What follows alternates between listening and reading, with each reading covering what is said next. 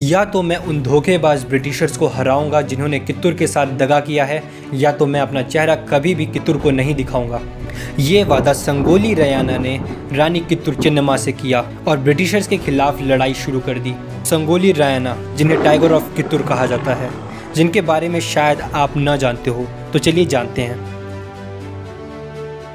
संगोली रायण्णा का जन्म 15 अगस्त 1796 में संगोली नाम के एक गांव में हुआ था, जो कि कर्नाटका में मौजूद है। संगोली रायण्णा ने बचपन से ही घुड़सवारी, तलवार चलाना और धनुष चलाने में महारत हासिल कर ली थी। संगोली रायण्णा बहुत ही ज्यादा बहादुर थे और ये रानी चेन्नम्मा के भरोसेमंद सेनापति भी थे। अक्टूबर 1824 में जब ब्रिटिशर्स ने अपनी 20,000 सैनिक के साथ कित्तूर पर आक्रमण किया, तब कित्तूर ने इन्हें बहुत बुरी तरीके से हरा दिया।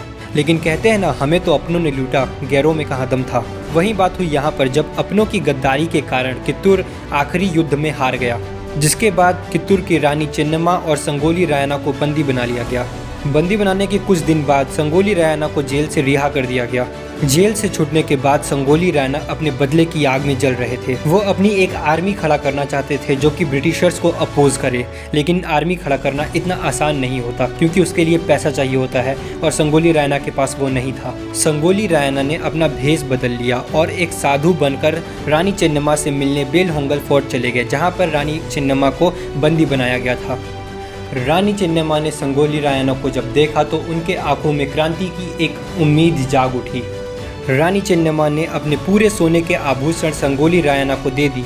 संगोली रायण्णा ने उनके पैर को छुआ और ये कसम खाई कि या तो वो ब्रिटिशर्स को भगाएंगे या तो अपना चेहरा कित्तूर को कभी नहीं दिखाएंगे। जिसके बाद संगोली रायण्णा ने अपनी खुद की एक सेना बनाई और ब्रिटिशर्स के अगेंस्ट विद्रोह शुरू कर दिया। इनके सामने ब्रिटिशर्स कभी टिक नहीं पाए। इन्होंने ब्रिटिशर्स को हर तरीके से मात दे दी, उनकी बिल्डिंग जला दी। संगोली रायण्णा ने एक एक करके ब्रिटिशर्स को मारना शुरू कर दिया। इन्होंने ब्रिटिशर्स के नाक में दम कर दिया था, जिसके बाद ब्रिटिश गवर्नमेंट ने कलेक्टर जनरल दास को अपॉइंट किया कि भैया तुम कुछ भी करो, लेकिन ये संगोली रायण्णा को अरेस्ट कर लो। अपने बहुत कोशिशों के बाद भी जनरल दास ने संगोली रायण्णा को अरेस्ट नहीं कर पाए, लेकिन फाइनली ब्रिटिशर्स ने अपना असली स्ट्रेटेजी यूज़ किया, और वो है पैसा।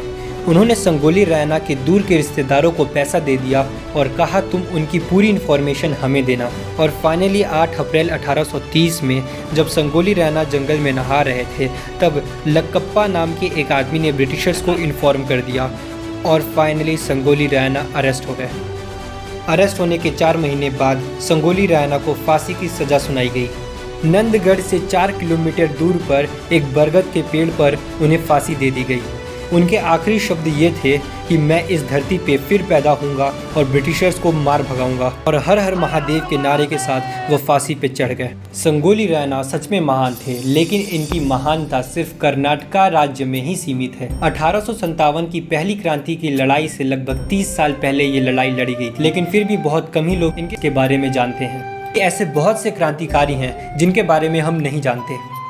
इसलिए मैंने पैट्रियट्स ऑफ इंडिया करके एक सीरीज़ स्टार्ट किया है, जिसमें मैं आपको एक नए क्रांतिकारी के बारे में बताऊंगा। इनके बारे में ये वीडियो अच्छा लगा हो तो वीडियो को लाइक दे देना।